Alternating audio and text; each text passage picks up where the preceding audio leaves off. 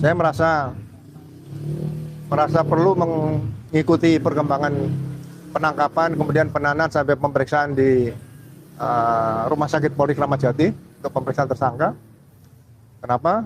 Karena banyak kejanggalan di sini. Ya. Saat penangkapan, misalnya di kediaman Mas Roy Suryo, ya, pagi hari seperti penangkapan bukan teroris. Ya, kalau menurut cerita Mas Roy mirip dengan peristiwa penangkapan dan penembakan para jenderal-jenderal yang menjadi pahlawan revolusi kita, korban keganasan G30 SPKI waktu tahun 1965.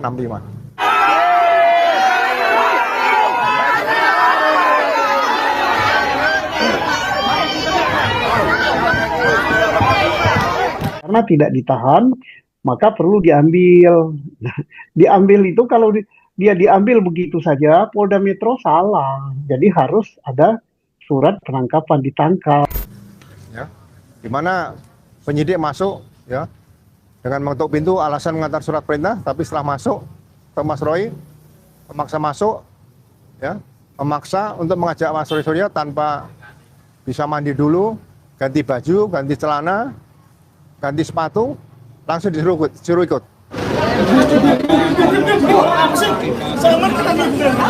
Udah santai aja Pak, santai.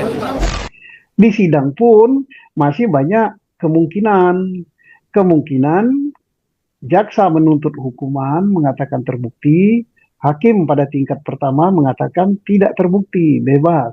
Salah satu perwiranya yaitu Ibtu R namanya, ya, memasuki kamar Ibu Roy Suryo. Ya, ini etikanya di mana sudah nggak ada.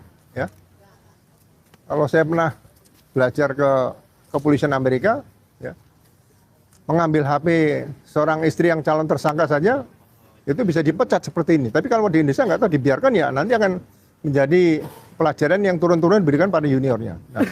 Ini melihat proses penangkapannya serta perkembangan kasusnya, perkara ini sama dengan perkara sing aneh-aneh liyane. Intinya gini loh, hukum di negara ini hanya berjalan sepertinya maunya penguasa saja. Hukum sudah jadi alat kepentingan buat para pejabat pemerintah atau orang yang punya pengaruh politik. Baik bener, polisi itu baik. Baik banget, sebaik-baiknya. Baik atau bau? Bau ketek. Kalau kita Bahwa ada penangkapan yang dilakukan oleh penyidik Polda Metro Jaya terhadap Mas Roy Suryo dan Bu Dr. Tifa di kediaman masing-masing. Ya. Rotok ganggu tuh, kenapa gak dipanggil saja ke Polda Metro?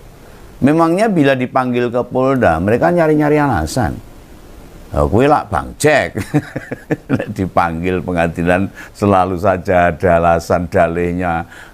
Lalu jam penangkapan kedua itu juga bukan rentang jam kerja loh. Penangkapan itu harusnya dilakukan setelah seseorang yang diduga melakukan tindak pidana atau seorang tersangka melakukan tindak pidana, kemudian dipanggil secara sah dan patut dulu.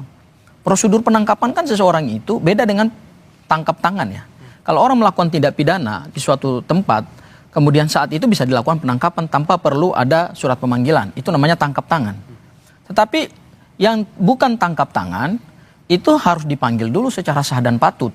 Artinya harus ada pemanggilan misalnya untuk menghadap ke Polda Metro Jaya 1 kali 24 jam misalnya, kemudian tidak dipenuhi atau tidak dipatuhi, dilakukan lagi pemanggilan secara sah dan patut lagi untuk yang kedua kali 1 kali 24 jam lagi. Kalau kemudian tidak dilakukan pemenuhan kewajiban hukum untuk memenuhi panggilan Polda Metro Jaya, baru bisa dilakukan upaya paksa, yaitu berupa penangkapan. Tumben bener ada penyidik sebelum jam kerja sudah melakukan penangkapan.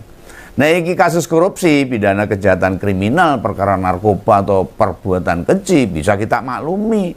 Nyatanya ini itu menyangkut kejahatan luar biasa loh. Orangnya pun gampang dilacak. Lawang hampir biar muncul di tayangan diskusi di berbagai TV nasional. Dan tiap pekan kan laporan tuh Mas Roy sama Dr. Tifa ke Polda Metro Jaya. Nyatanya Mas Roy sama Dr. Tifa ada di rumah semua. Itu membuktikan mereka tidak merasa ada perbuatan melawan hukum yang pernah dia lakukan. penangkapan cara-cara begini sebenarnya tidak perlu terjadi lagi pada tahun 2026 ya. Yang kita siap nanti akan menjelang 19 tahun lagi Indonesia emas seperti itu ya. Ini sama dengan cara-cara yang dilakukan seperti zaman Orde Baru tadi ya, atau sebelum Orde Baru tahun 65 seperti itu. Ini kita lihat ini semua siap-siap semuanya untuk mundur lagi mobilnya itu, lihat mundur lagi itu mobil-mobil. Gemuruh pembebasan Roy Suryo dan Dr. Tifa di depan Polda Metro menyala. Mereka menilai ini sebuah kriminalisasi yang dipaksakan oleh Jokowi. Berikut dua analisa mantan petinggi Polri terhadap penangkapan yang dilakukan oleh Polda Metro Jaya dan peluang Roy Suryo dan Dr. Tifa bebas nantinya. Beliau adalah mantan Kabareskrim Polri Susno Duaji dan mantan Wakapolri Ugro